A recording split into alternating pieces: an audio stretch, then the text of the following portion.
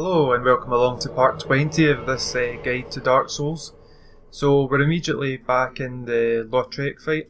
We've used the Black Eye Orb to invade the world of the guilty. And if you want to know how to do that and you didn't watch the previous episode, just go to the previous episode and you'll see how it's done. So what you want to do is you want to pull one man at a time over to you, or you just want to pull the two guards that flank Lautrec over to you. And what you can do is you can equip the hot ring, and we picked the hot ring up from beside the giant blacksmith in the previous episode. You can use your bow and arrow to pull one guy at a time, and you want to pull them down to here. And once you've dealt with the two guys, you can then take on Lautrec. I would suggest pulling this guy, the mage, first, because he's the easiest out of the three of them. You can see I make a mistake here. I get too close to the room. I get a soul arrow now in the face. You can use the crest shield if you want to. If you plan on fighting the mage and you're anticipating you're going to be hit by soul arrow, the crest shield has 80% damage reduction, magic reduction. Sorry, but now I've pulled them all, so it's a bit of a mess. And I said in the previous episode that Lautrec was fast. Well, that was actually incorrect. What I meant was that Lautrec is actually, his weapon speed is fast. He uses his weapon in a very swift manner, but he kind of has mid-roll, I think, or even maybe a fat roll. Nah, it's mid-roll. So he has a mid-roll. So what you want to do is, if you've pulled them all together, you want to just kind of circle around the room, getting away from them and getting your hits in at the right time. You can't use Estus in this fight. You can only use humanity, and that's what I'm going to do now. I said in the previous episode that I didn't like using humanity for this fight, and I don't really, but I want to get it over and done with. So it seems kind of pointless to run the risk of dying again. You can parry and riposte Lautrec like I just did there, but you can see that, like I said in the previous episode, they've all got quite a lot of health.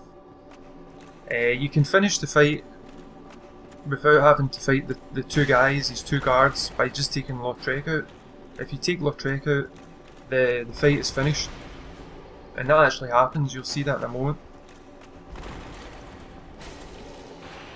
So look, I'm now nearly down to no health, and Lautrec's down to a dribble of health as well, so I decide at this point, just better to be safe than sorry, pop another humanity and get my health back up. I've been a bit careless in this fight again. It's just the way I play. Sometimes I die carelessly. So that's Lautrec, and the fight's about to end. But I managed to get the backstab in this guy and kill them all off anyway. And you get a decent amount of souls for doing this. But most important of all, you're going to get a ring as a reward. You get a souvenir of reprisal, which allows you to increase your rank in the Blade of the Dark Moon Covenant. So you can see we picked up the Ring of Favour and Protection, and that is one of the most important rings in the game. You'll see the effect it has in a moment. We'll read the description once we're safely away from the Royal Sentinels. Something strange happens here actually. The Royal Sentinels actually come further up. You can actually still hear them making their way towards me.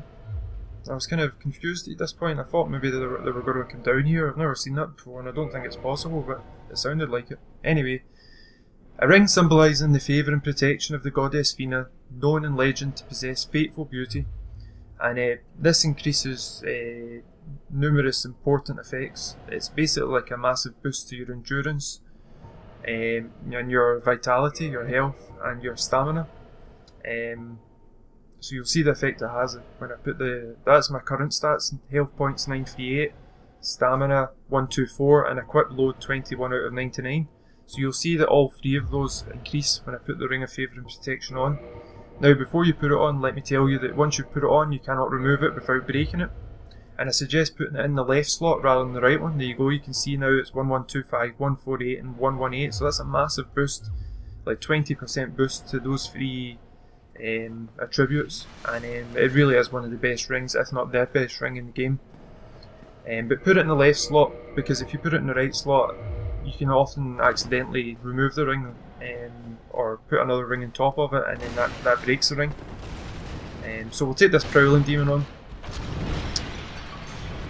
He's in the prayer room next to the room with the two Silver Knights with the spears.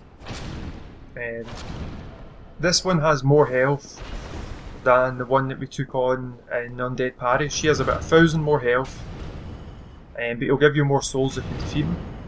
And he's guaranteed to give you 2 Demon Titanite as well, this one. I think there's only one other Prowling Demon that is guaranteed to give you 2 Demon Titanite from the fight. The problem with this fight isn't that the demon itself, it's the room. The room's smaller than the space that you normally fight them in, and that can cause problems. That is the most dangerous move that he can pull off, and you want to roll away from that, because if you get pinched by his catch pole, yeah, he can slam you into the ground and kill you quite easily. So we get 2 Demon Titanite, and remember what we said before, Demon Titanite allows you to upgrade demon weapons. So that could be something like the Demon Spear, you know, that the Batwing demons use. If you've picked that up from a drop, then you can upgrade that using Demon Titanite. So what we'll do now is we'll go back to the bonfire. We've defeated Lautrec. We've picked up one of the best rings, if not the best ring in the game. We've got a decent amount of souls. We've got 17,000 souls. So we'll go back to the bonfire. We'll repair our items, and we'll get prepared for the boss fight against Ornstein Smough. Parry and riposte, quite a nice wee move there against him. And like I say, I usually struggle to get the parry in against these spear-wielding Silver Knights. You don't need to take the other guy on because you've probably already came through here and picked the Silver Knight armor set that he's guarding. But I like to just pick as many souls up as I possibly can. And you can backstab him as well, take him out in one hit if you've got something like an upgraded Black Knight sword.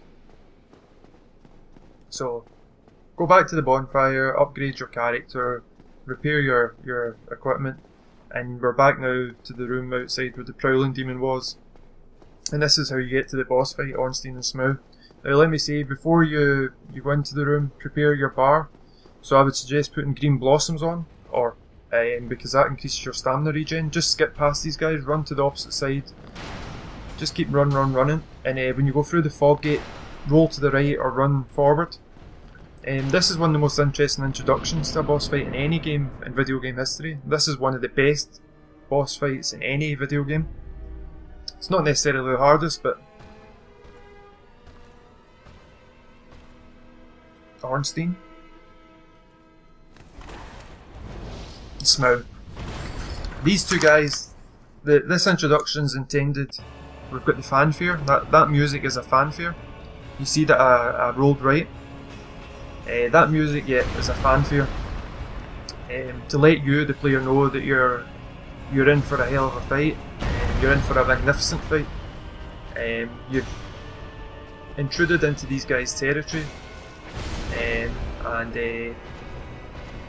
they're not short on confidence, as you can see from the opening cinematic. They're going to teach you a lesson. That's the intention. Anyway, let's talk about the strategies, because that's more important. The strategies are: prepare your bar before you come into this fight, green blossoms, and you want either charcoal or gold pine resin. Charcoal pine resin because one of them, Ornstein, is weak to fire, so Ornstein is a smaller one. Smough is fatty, the big fat one, and he is weak to lightning. And they're both resistant to what they're weak to. So, for example, like I said, Ornstein is weak to fire. He's resistant to lightning. Sorry, yeah, that was confusing what I said a second ago. Ornstein is weak to fire and resistant to lightning, and the opposite is true for Smough. He's weak to lightning and resistant to fire. But I would suggest not using the pine resins, the charcoal or gold pine resin until the second half of the fight. And another thing to do is to choose which one you want to kill first, because killing one initiates a new mechanic for the fight. What happens is, if you kill one, the other one absorbs the Fallen's powers. So for example, if you kill Ornstein first, Smough will absorb Ornstein's ability to inflict lightning damage, and that gives him a couple of more attacking moves that are lightning based. If you kill Smough first, the fat one, Ornstein will absorb Smough's massive size, so he becomes massive. And I would suggest if you're a new player that you take out Ornstein first, the small one, because it makes the second half of the fight easier. And you can see the general strategy. I've not explained it yet. You can see that the general strategy is basically to circle around the room using the pillars as a defence, a form of defence. And you choose your moments to get counter attacks in wisely. There you go, you see I've killed Ornstein. It doesn't take much. If you've got an upgraded weapon, you can take him out in like maybe 5 or 6 hits. No love lost there. He smashes Ornstein with his hammer. Some people have contended that Smough was always jealous of Ornstein.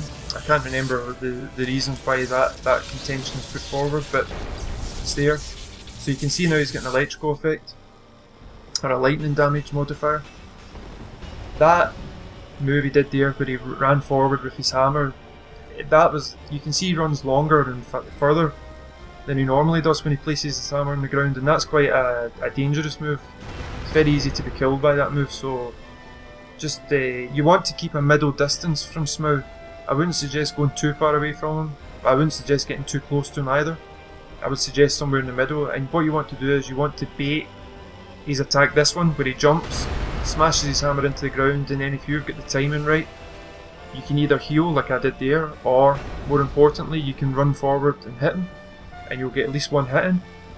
So do this, get the hit in, roll back now, and usually that triggers him to do the electric attack, the lightning attack. And you can see, even though the lightning attack seemed over, I actually kind of ran into the remnants of it and took on damage, so that wasn't very wise.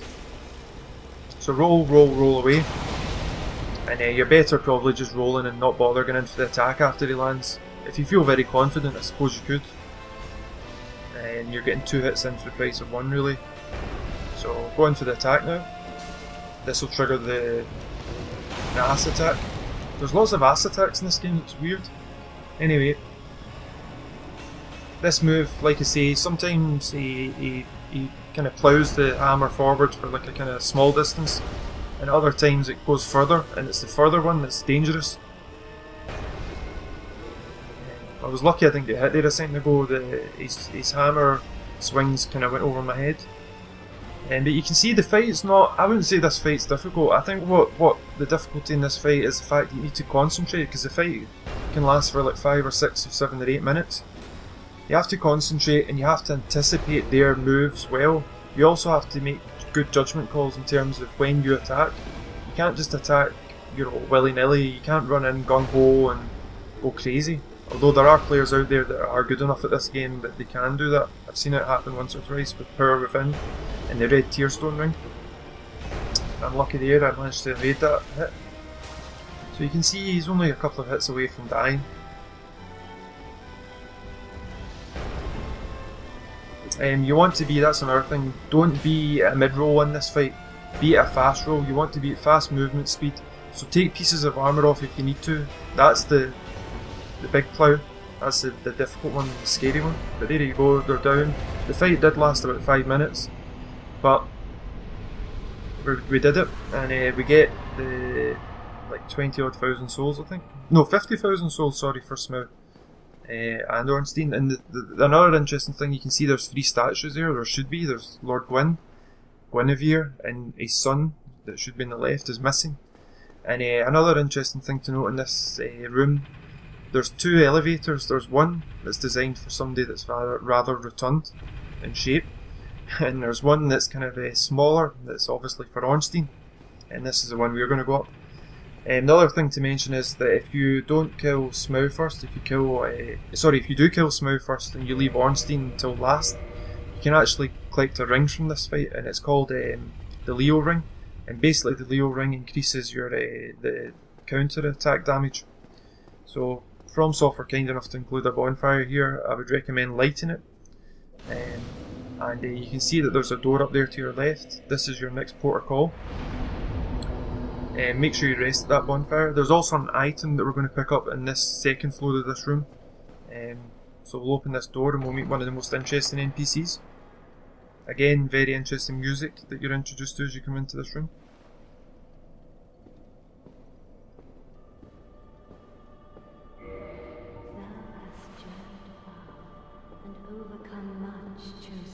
She knows who we are.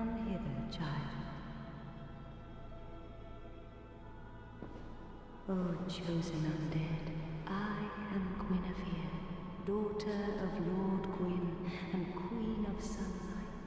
Since the day Father his wounded obscureth, I have awaited thee. I bequeath the Lordvessel to thee. So the Lordvessel, what we were, Frampt advised us to go and collect that item, and now allows us to warp between bonfires. Succeed, Lord Gwyn, and inheriteth the fire of our world. Thou shalt endeth this eternal twilight, and avert further undead sacrifices. So, Guinevere, the daughter of Lord Gwyn, with a beautiful bust. Thou hast journeyed far. The sculpture makers weren't Since the day hesitant in including that in her statue, the one we've seen in the painting garden room. Once living, now undead, and a fitting heir to Father Gwyn thou art. O chosen undead, and beseech thee. Succeed, Lord Gwyn, and inheriteth the fire of our world. A grave and arduous test of mental, yea, it shall be. Indeed, we had felt the warmth of fire, its radiance and the life it sustaineth. Without fire, all shall be a frigid and frightful dark. You can enter the cup. Please, Father's role thou shouldest heed, and inheriteth the fire of our world. Thou shalt endeth this eternal twilight, and avert further undead sacrifices. Kingseeker Frampt, the primordial serpent, shall guide thee. So there's a couple of agendas at play here. So you've got Kingseeker Frampt. His agenda seems to be in line with Guinevere's and another character that we've not met yet, and they're suggesting that you link the flame and inherit the fire from their father, Lord Gwyn. Yeah, there's a couple of things I like about this encounter. One, I like her bust, obviously, and two, I like the... I've forgotten actually, her bust is totally overshadowed everything. I can't even remember what it was, the second thing. I was thinking about it while she was talking. Anyway, let's go down here and pick up an item that's at the bottom of this corridor. What was that? That's annoying me now that I can't remember. Oh yeah, I like the old English kind of words that they use, taste of metal, ye old, yeah, interesting. So this is Lautrec's armour set, the armour of the Embraced, representing the goddess Fina's love. So you can see that there's kind of two arms wrapped around the shoulders of this armour set. It's heavy armour. I think it's decent. I'm not 100% sure. It's something I've never used. I just feed it to Frampt and get the souls. But if you want it, don't forget to pick it up. And you can now warp between bonfires. Not every bonfire, but you can warp between main bonfires that you've already rested at. So we've got Firelight Shrine. The Anor Londo is the one that we entered. The bonfire that we met the Firekeeper, the female Firekeeper at, and we talked to her. So what we're going to do now is, I wasn't actually going to include the second part of this video, but remember when we were making our way through Anor Londo the first time, there was we went up the kind of path that took us towards the two Silver Knight archers, the annoying ones that can knock you off of the path, sending you to your doom. Well, remember I said that there was an item behind the second archer and we didn't go for it, we just went straight to the bonfire where Solaire was resting. Well, we're going to go for that item now because it's an important item. It gives you quite a lot of souls. It's interesting. That's Allfather Lloyd, I believe. That's what some people claim. I'm not 100% sure, but I think that might be who it is. So yeah, the reason I kept this part in is because It turns out that this actually, the fights that I get along the way are quite interesting. There's some unusual and unexpected events happen as we make our way there. And we get good drops as well. That was another reason I wanted to show this part of the area off. You can see how more challenging the fight is when you don't take the archer out first of all.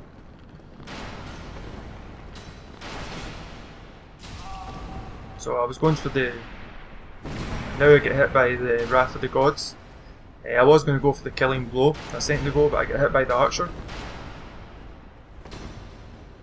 So we picked up the Giant's Halberd, which is the weapon they wield.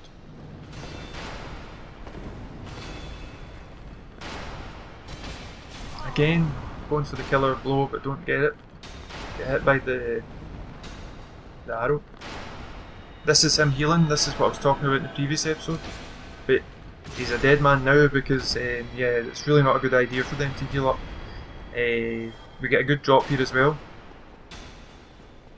Titanite chunk and the Giant's Halberd.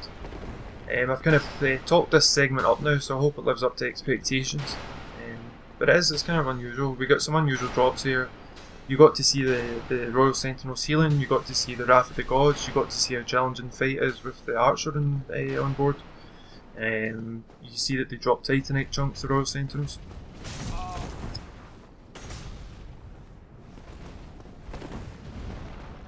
So Guinevere actually, just to talk about her for a second, change over here, sorry, to the Eagle Shield because you've got the lightning damage from these annoying Batwing demons. I hate these demons. It's the way that they move around, the way that they kind of move back the way after you hit them or block their attacks and whatnot. They're annoying.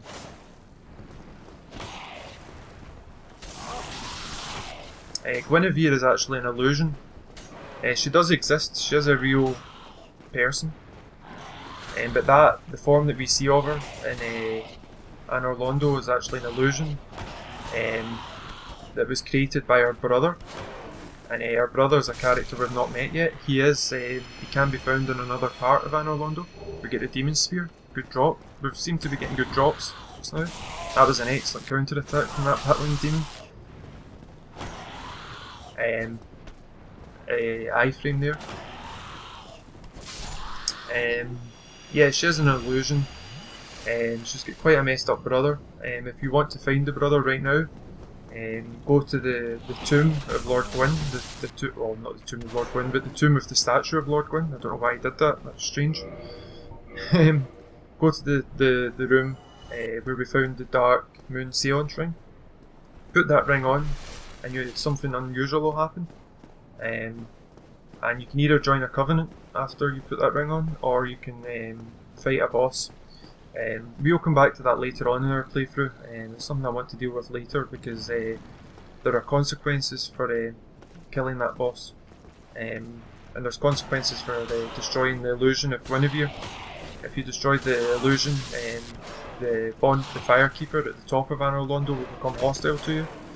And I think also you can lose access to that bonfire, and that can be a bit of a pain in the ass because there's another area that you can get to from Anor Londo that we need to come back to later in the game, and that's why I'm waiting until later to take on Dark Son Gwendolyn, the son of Lord Gwyn, who believes he's a woman. Believe it or not, that's the story I believe. I need to look at the wiki again to confirm these details, but yeah, there's something along those lines. Strange family, Lord Gwyn. So we're back again to these annoying archers. I say annoying, really they're not. I think they've been built up to be more dangerous than they actually are. As long as you run and you don't faff around on the ledges, you should be fine. So another interesting thing happens here. We run up. If you look through this window, you can actually see Solaire in the bonfire. That's never happened to me before. I've never been hit from behind like that.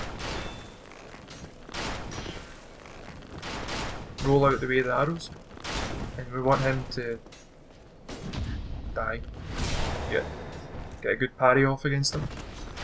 A good riposte, I should say. And we get a Dragonslayer arrow, because later on I probably intend to use the Dragonslayer greatbow we picked up. So there you go, you can see Solaire waiting for us at the bonfire. So yeah, make sure you come and do this at some point in the level.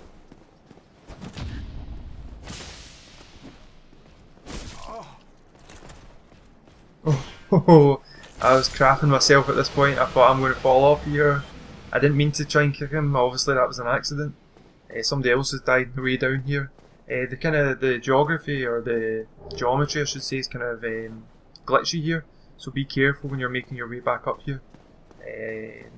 I'm not sure if running's a good idea. Just walk up maybe. So we've picked up the Lordvessel. We've done what Frampt suggested we do. And the Lordvessel will allow us to warp between bonfires. Not every bonfire, just the main ones that we've rested at.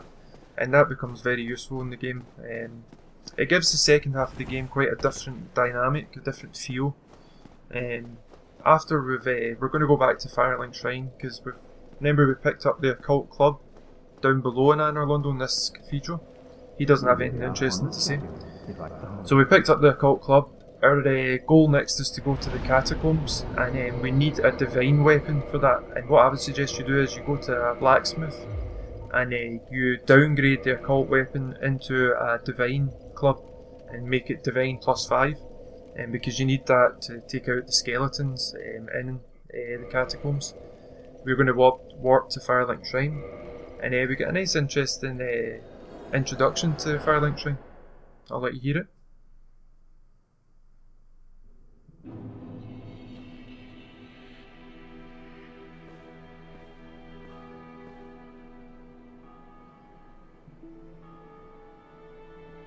I think that the bells of awakening that we hear portend to our success in the future. Anyway, I hope this episode's been helpful, and I'll see you in the next one. The catacombs are next.